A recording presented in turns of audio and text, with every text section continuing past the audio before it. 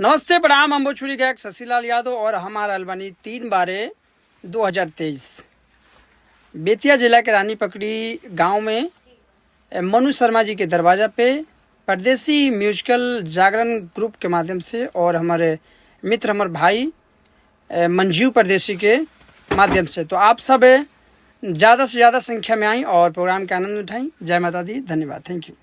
नमस्कार प्रणाम। हमारे वो सबके छोटे भाई मंजीव परदेसी, आज बहुत खुशी के बात बा कि हमने के प्रोग्राम परदेसी म्यूजिकल जागरण ग्रुप के माध्यम से बा रानी पकड़ी गांव में, बेतिया के रानी पकड़ी में, जिसमें शशिलाल यादव बहुत सारे सिंगर लोग आओ। तो दिनांक 3 तारीख 12वां महीना 2023 में। तो आप सब भारी से भारी संख्या में आई, आप प्रोग्राम के सफल बनाई। तो जय हिंद, जय भारत।